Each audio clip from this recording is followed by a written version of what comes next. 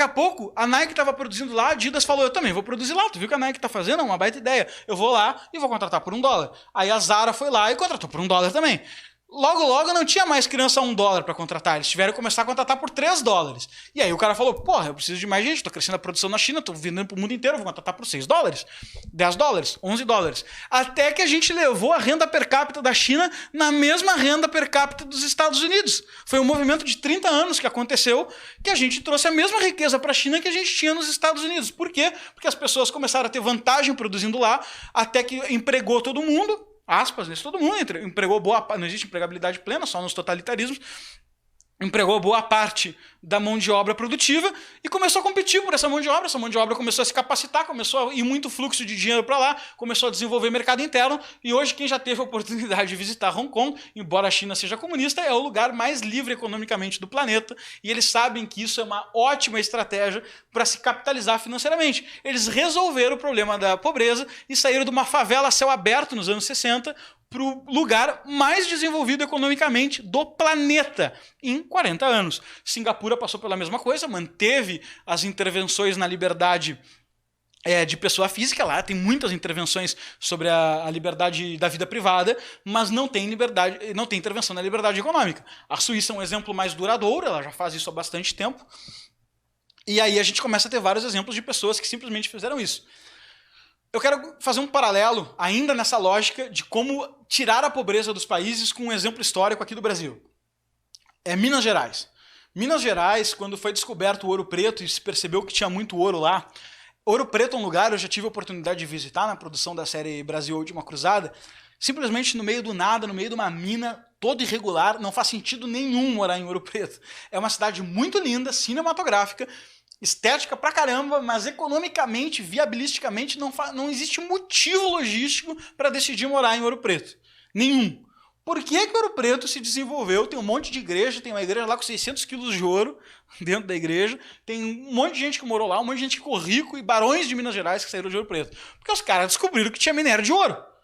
E o que os caras começaram a fazer? Os caras substituíram o cavalo pro burro poder carregar coisa. Todo mundo começou a inventar coisa para conseguir ir morar em Ouro Preto. Veio o feijão tropeiro. O tropeiro era o cara que trazia as coisas pela estrada, porque não tinha nada lá. Começou a se abrir estrada, os padres abriram estradas, fundaram igrejas para desenvolver comunidades locais. E Ouro Preto simplesmente se transformou num ponto de muita produção econômica, enriqueceu muita gente, inclusive o Brasil em boa parte, produção intelectual. A gente tem grandes arquitetos que saíram de Ouro Preto, nós temos grandes pensadores que saíram de Ouro Preto, uma produção artística imensa, o barroco mais valioso do Brasil está em Ouro Preto, e aí a gente começa a perceber que a coisa muda um pouco de figura. Teve questão de filosofia religiosa que foi desenvolvida lá no período, e a gente consolidou a cidade na história do Brasil, justamente por ter uma oportunidade de riqueza imensa lá, e todo mundo deu um jeito de ir. Como livrar a pobreza do Nordeste? Aqui está um ponto que eu boto minha mão no fogo. Como fazer? É só repetir a fórmula. Isso é o ponto que nós já testamos naquele eixo socialismo e capitalismo. Não está no ponto tópico. É só nós convencermos de fazer isso. Se nós zerarmos a regulação no Nordeste, o que vai acontecer? Eu que pago aqui, né, como empreendedor, pago em Porto Alegre, sei lá, quase 30 e tantos % de imposto sobre o que eu ganho.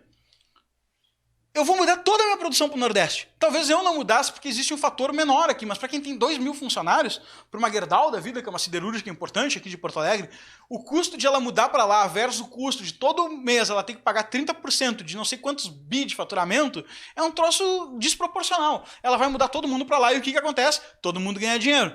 E aí virão os denunciantes do politicamente correto dizerem: ah, mas as pessoas estão ganhando R$150 no Nordeste, isso é um absurdo. Sim, mas elas agora estão morrendo de fome, desempregadas. É uma questão só de tempo de uma empresa para lá pagar 150 e outra empregar outra galera por 150. Esse movimento começar a empregar toda a mão de obra do local, essa mão de obra começar a se capacitar e os players começarem a concorrer entre eles para comprar essa mão de obra, porque eles também podem lucrar. O Nordeste vai ter um influxo de capital e de capitalismo tão grande, tão gigante, num período tão curto na história do Brasil, que vai ser simplesmente sair da pobreza absoluta para a riqueza absoluta. Isso já aconteceu em outros períodos com um capitalismo muito menos desenvolvido. O Nordeste nem sempre foi pobre. O Recife, por exemplo, guarda a Universidade de Direito, teve a época da colonização holandesa, foi um centro de prosperidade. E a gente tinha que aprender mais com esse tipo de mentalidade. Inclusive, expulsamos os judeus que foram para Manhattan e construíram um lugar insignificante chamado Nova York, por causa que nós não entendemos bem qual era a lógica deles de livre mercado e resolvemos puni-los. Então, é importante a gente ter esses aprendizados históricos como uma compilação de erros e acertos que a gente vai tendo e vendo, pô, por aqui a gente pode ir, não estou arriscando toda a humanidade para tentar isso aqui. Isso aqui eu posso testar, porque, olha, sempre que faz, dá certo. Tem gente que vai passar fome no Nordeste depois disso? Tem. Tem gente que vai passar trabalho? Vai. Vai dar seca em alguma região? Vai. Mas hoje isso está acontecendo numa proporção que é inaceitável perto do que nós poderíamos fazer. E por que é que nós não fazemos isso?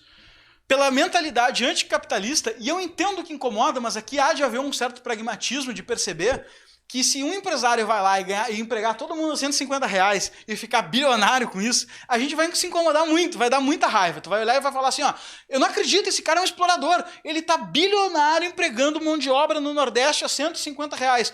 Ele não está bilionário empregando mão de obra no Nordeste a R$150 explorando. Ele está bilionário porque ele está dando oportunidade de emprego para um monte de gente e está construindo produtos com preço acessível para um monte de gente. Uma empresa que já faz isso, não conheço as outras práticas da empresa, não tenho relações para saber se é boa ou não, mas que caiu numa polêmica recente agora, é a Riachuelo com as facções de costura que tem no Nordeste.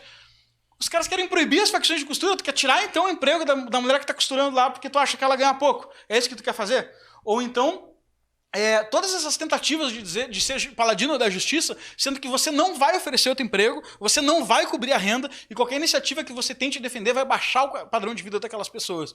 Então, da mesma forma que o sapato era um produto de luxo no século XVIII e hoje é um commodity que qualquer um pode comprar de R$30 até R$5.000, a gente também ganha isso no capitalismo. O capitalismo permite que exista todo o degradê entre todas as condições possíveis para tu pagar 30, 49, 70, 80, 90, 100, 180, 250. Cada um porta-se de acordo com as suas condições e essa produção faz com que a coisa aconteça de diversas oportunidades.